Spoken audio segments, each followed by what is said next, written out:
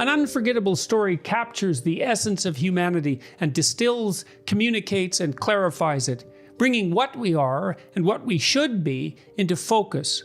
It speaks to us, motivating the attention that inspires imitation.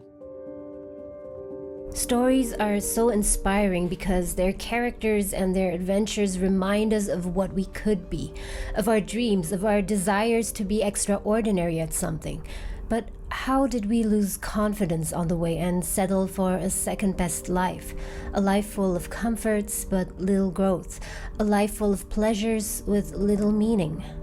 Jordan Peterson, in his book Beyond Order, 12 More Rules for Life, tells us to imagine who you could be and then aim single-mindedly at that. The starting point is to ask yourself the question, who are you? Or at least, who could you be? Answer. Part of the eternal force that constantly confronts the terrible unknown, voluntarily. Part of the eternal force that transcends naivety and becomes dangerous enough in a controlled manner to understand evil and beard it in its lair. And part of the eternal force that faces chaos and turns it into productive order. Or that takes order that has become too restrictive, reduces it to chaos, and renders it productive once again. Imagine all the things that you could be if you had the courage to face the unknown and wrestle with chaos and order, if you weren't afraid, doubtful, and indecisive. But those are the inner demons we need to overcome. As long as we make our decisions based on what's safe and certain, we'll remain stagnant. So how should we decide what to do with our lives? There is no more effective way of operating in the world than to conceptualize the highest good that you can and then strive to attain it. If you configure your life so that what you are genuinely doing is aiming at the highest possible good, then the things that you need to survive and to thrive on a day-to-day basis will deliver themselves to you. That's a hypothesis, and it's not some simple hypothesis, right? Because what it basically says is, if you dare to do the most difficult thing that you can conceptualize, your life will work out better than it will if you do anything else. What is the highest possible good that you can aim at in your work and in your life? And what changes and difficult decisions would you need to make? It does require a leap of faith to aim at that because it's likely difficult and risky. But according to Jordan Peterson, there's no better way. As long as you aim at something definitively, there's a mechanism that will lead you closer to your goal. You look at a point and you move towards it. It's built right into you. And so you have an aim. Well, let's say your aim is the highest possible aim. Well then, so that sets up the world around you. It organizes all of your perceptions. It organizes what you see and you don't see. It organizes your emotions and your motivations. So you organize yourself around that aim, and then what happens is the day manifests itself as a set of challenges and problems, and if you solve them properly, then you stay on the pathway towards that aim. And you can concentrate on the day. There's no guarantee that you'll succeed, but at least over time you'll more resemble the kind of person you want to be. Just by aiming at something that you believe is the greatest good you personally can achieve, you'll become a stronger person, regardless of whether you succeed or you fail, or more precisely, fail temporarily. Even if you face temporary failure, at least you'll have the satisfaction and sense of fulfillment that you were aiming high at something that's worthwhile. What's the satisfaction in aiming low and setting goals that even you don't find inspiring?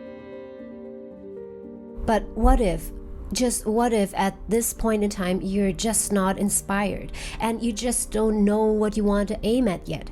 Perhaps there are several things you want to do in your life, several directions you want to go, but you just can't make up your mind and end up not doing anything at all. In Rule 7 of his book, Jordan Peterson says, work as hard as you possibly can on at least one thing and see what happens. Well, if chapter 2 was imagine who you could be, this chapter 7 is, it brings it down to earth. If you don't know who you should be, pick something that would be an accomplishment.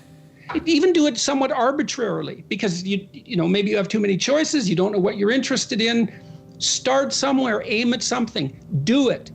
Maybe it's a 6-month certificate at something. Maybe it's an online course, whatever. Pick something, work hard at it, see what happens. Stop being stuck in endless dilemmas and overthinking. If you've been thinking about making changes in your life and in your career for over a year and still haven't made a move, it's time to take action.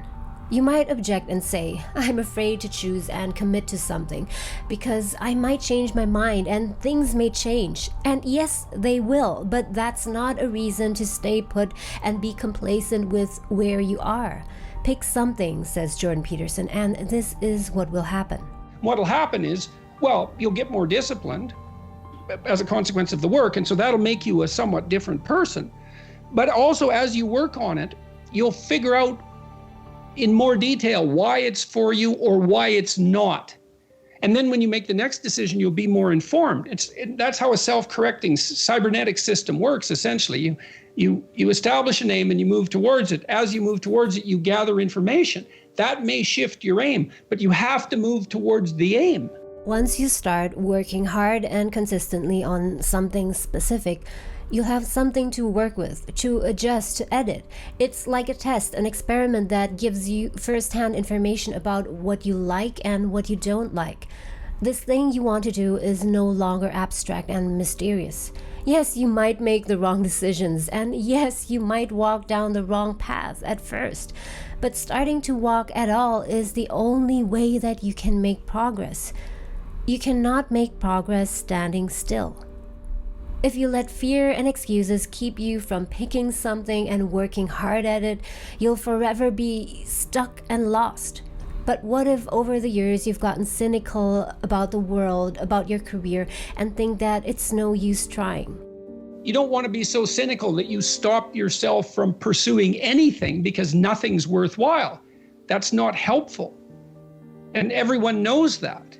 And you might say, well, I can't get out of that cynicism. And I would say, well, jumping out of the cynicism may be very difficult.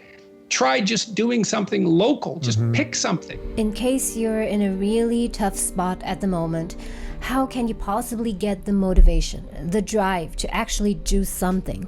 Start looking to yourself for the strongest motivation, which is your internal motivation.